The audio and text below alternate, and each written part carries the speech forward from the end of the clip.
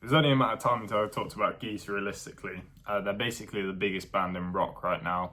I'm sure everyone's heard of them. But I thought I'd do something different and not talk about one of the albums or Cameron Winter's solo album. I'd talk about a performance that they have on YouTube, which many have become popular. Their In the Basement one is a lot of recordings from their live shows, but specifically the Tiny Desk one, which came out about a month ago. Now, if you don't know what the NPR Tiny Desk is, it's basically a sort of stripped back. They do sort of stripped back performances, very sort of small, intimate settings. Oftentimes, like they'll be cramming all these musicians in. It's in a sort of office space. And there's all sorts of little trinkets and everything. You can just go and watch the video. You can go and watch plenty. I'm sure you've seen some. But their performance on the Tiny Desk is just really good. They pick an interesting 3 songs, I think. They tend to, in other performances, they tend to kind of just stick to the hits. Cobra doesn't get played too much. They didn't play it in the Basement one, and often it's sort of omitted from their track lists. But they play Cobra here. So it's only 3 songs. It's Husbands, Cobra, and then Half Real, which is my favourite song off of Getting Killed. And it's kind of more of a wide discussion in this video, but I'm going to be talking about live performance generally becoming more popular and having more appreciation, I think, or people are finding more appreciation for them of late. Especially in terms of live concerts. Like, it seems going on social media now more than ever, I see people going to concerts nearly every week, posting stories and everything, and artists going on tour, extending tours, releasing new dates and everything. Even today, Angie and the Pottery and the microtonal band that's just blown up, they only have an EP out and 2 songs, and they've extended their tour for the rest of this year with like 30 more dates, and it's a complete world tour. And they're coming to the UK. I'm gonna try and get tickets. I don't know if I will, because it's all small venues. But I actually don't know how they've. Anyway, never mind.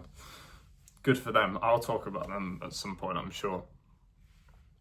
But yeah, live performances seem to be getting more recognition, especially in terms of just what they offer, how they differ from an album, like a studio recording listening experience.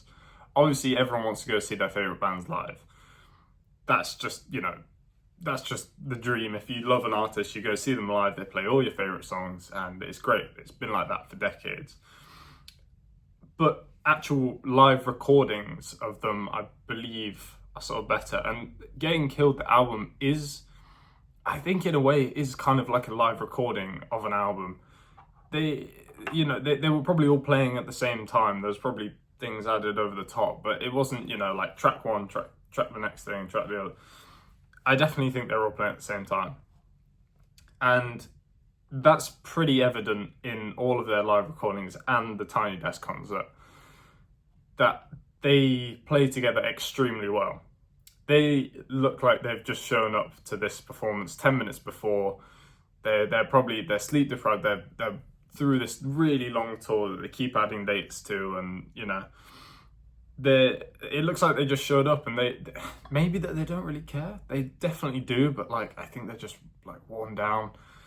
No one really speaks or anything or offers many facial expressions. I mean, Cameron Winter makes a joke about NPR desk workers not having friends, which it might be true, I don't know. Geese fans probably don't have friends. Geese fans don't shower. I mean, they say that in Husbands. But anyway, yeah. It just looks like they showed up 10 minutes before, and then they play the set absolutely perfectly. It's gorgeous, the arrangement. It's slightly stripped back, and it's a compliment to all the musicians, not just Cameron Winter, because everyone goes on about him and his solo stuff and how he plays around with it. Clean myself up. There we go. Look presentable. Everyone talks about how he messes around with his solo work, much like sort of Bob Dylan did. There's a lot of comparisons going around, which are valid, I think. but it's just the comfortability that they can play these songs already, and at like slower tempos, or you know, they kind of have weird sort of meters and everything. Obviously they wrote the songs, so they know the structure well, but even in Cobra there's really weird sort of phrasing, especially during the end section. There's I believe it's like a 13 bar phrase, but it's just a loop of 2 and then it cuts off halfway through. And then half reels in 10/8 as well, which that means there's 10/8 notes in a bar. Yes, I'm using American terminology. It's the correct way. Sorry, I said it. But they also, I think because of that, they don't use metronomes. They have in-ear monitors in some of their performances, but I don't think they use them for a metronome. They just use it to hear everyone else, which, again, it's a testament to their sort of capabilities as musicians. In the recent tour in the UK, I've seen them, I think since 21-22, Cameron Woods will be like talking to the crowd, and then like sort of say what is it, God of the Sun, I'm taking from the inside. He says that, and then they all break into it, which you obviously can't line up to a metronome track that's constantly running or anything. I mean, maybe you can, but they just all are sort of on it, all straight in. And, you know, this performance, there's a lot of sort of space because it's stripped back. They slow the songs down, as I've said, but they're all so in sync. It's insane. I don't know how they do it. You know, it's as if they've been playing together forever. Professor Sky, another YouTuber who talks about music and stuff, he said it's as if they met 5 minutes ago, and they've also been playing for 5 years, which is very true. I think it's just their capability as musicians. And I mean, there's not really too much to talk about without wider context of the album in terms of the songs that they picked. But I guess the style being slowed down and stripped back, it makes them sound a bit more sort of somber. Especially Cobra, which is, I feel that's quite an upbeat song. You know, he's talking about make the Cobras dance, but not me. It's sort of being, you know, being independent, being free from someone or something.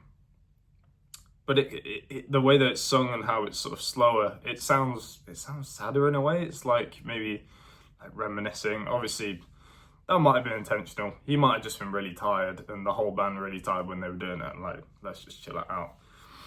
But especially Half Real, that's a lot slower. I mean, it's a slower song anyway, but they play it so much slower that it adds this sort of emotional depth to it that it already has. The song Half Real is about it's about being in a form of relationship and only half the pairing being in it. So it's a half real. There's a constant reference to halves. And the last line, I think, is my favorite line out of the album, and one of the best lyrics I've heard in recent time, is that they say our love is only half real, but it's only half true. And then it's like this big sort of long breakdown after, which is, it's not really a breakdown. It sounds like the start of No Surprises by Radiohead, I always think. But it's really cool, and it adds this sort of like and it's like retrospective. It's very sort of dissonant sounding, and it like lumbers side to side. It's 2 notes, literally 2 notes. And then they all seem to end on Max Bassam, the drummer, all land on his stab perfectly well. And I tried to like count, is this 10? No, it's not. They just end all together. And I think the fact that their live shows have become so sort of popular, and just people in general's, other live shows. So Masayoshi Takanaka's recently been going on tour in England for the first time ever. Sold out instantly. I've seen so many videos from it. It looks amazing. Everyone in the crowd's just having a great time. And that's great, Thundercat was near me recently as well. Seen so many videos of that. People just having a good time seeing live music. And it seems like people do that with Geese, obviously there's always going to be people recording, but whenever I see recordings of live shows from the crowd, not many people have their phones out. You know, people are just there like enjoying the moment. I know this was a sort of big, it's always a big thing when sort of pop artists go on tour or artists that have a lot of hype at the time, that in a lot of videos from the crowd you can see just everyone has their phone out. I think people are starting to sort of stray away from that a bit, which is good, and you know, it's, you know, people should enjoy it. And obviously you should take videos. I take videos of like my favorite songs whenever I go to a concert, but it'll only be like the start of it or maybe my favorite part, and then for most of it I enjoy it. I mean, obviously feel free to enjoy a concert however you want. It's always nice to look back and reminisce. That's, you know, it's a cool thing seeing your favorite artist.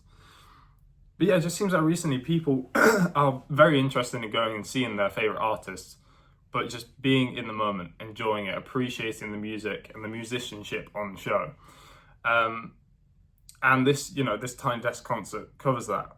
KEXP as well, their live performances are very popular. And Gene NPR, as I mentioned, that's two guys. Obviously the guitarist slash bassist does a lot of he's insanely talented. I don't know how he does it. But you know, the musicianship on show there is incredible, and obviously everyone's sort of enamored by their like very fancy dress, the crazy outfits, all the polka dots and all that, but they stay for the music. The virtuosity on show is a different kind of, but you know, it's not playing a million notes really crazy because it's instrumental music. It's got to be really good to like capture a mainstream audience. Much like, I don't know, Steve Vai. I'm not comparing them, but Steve Vai is very, very popular, and he's just insanely talented guitarist, probably one of the best guitarists ever. Jimi Hendrix, obviously he sings, but people stay to hear the guitar because it's just so good. And I think that, you know, Geese have a lot of elements of that. They're all individual musicians that are very good at their craft, obviously, that play together insanely well. And that's what it means to be in a good band, realistically. It's sort of, I guess, more akin to like prog and fusion things. In the 70s, there was basically jazz was becoming more rock infused, and it was some of the best musicians together would come together, create these crazy sounds, and there you go. That's what we have now, in a sense, with like King Gizzard, Black Country New Road, in terms of like modern rock, indie rock, if you will, I'm talking now. King Gizzard, all insanely talented. Obviously Geese, Black Country New Road, you know, the list sort of goes on, but it's knowing what to do and when to do it in terms of playing your instrument. And it seems like Geese are just completely locked in. You know, it's insane. The performance is absolutely amazing, and like that album, as I say, is I don't really know where I was going with this video, but I just wanted to talk about, you know, the state of live performances, and I'm glad that they're back. You know, it's hard to get tickets for things nowadays, and that is sort of part of the frustration. Maybe we can blame Taylor Swift for that, I don't know. But just going to concerts to appreciate the music seems to be coming back, and that's good, you know. And I think that's helped by live performances being so popular on YouTube. KEXP are really good at this. You know, I've found so many bands through them just because it'll pop up, and it's might have views, it might not. But it's very stripped back, and we can hear what each musician individually is doing and adding to the band. And yeah, you know, Geese are at the forefront of this recently. You can talk endlessly about it. And Gene NPR, all sorts. Everyone mentioned. And there's countless more, you know. Music's in a really good state at the minute, I think. It's going to... People are trying to push things to new boundaries. And yeah, I just wanted to talk about sort of live music in general and recordings, and how I think that they're benefiting the music industry at the minute. go and watch the Geese Tiny Desk. Go and watch every Tiny Desk. They're so good. Everyone knows like Mac Miller's Wet Legs is really good. I've been watching that a lot, and their KEXP performance. They're another band that it's like good solid rock music. Just out banger after banger. Moisturizer. It's Moisturizer.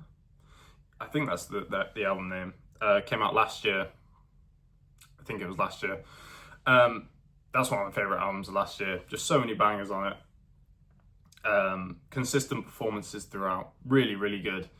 And even better live, Sometimes recordings don't do it justice, and I think that's why people want to go and see their favourite bands live, because they mess around with the songs and you can see the musicianship on show, and it's interesting to see, and it's like inspiring. And all the Geese guys are only 2 years older than me, and I'm,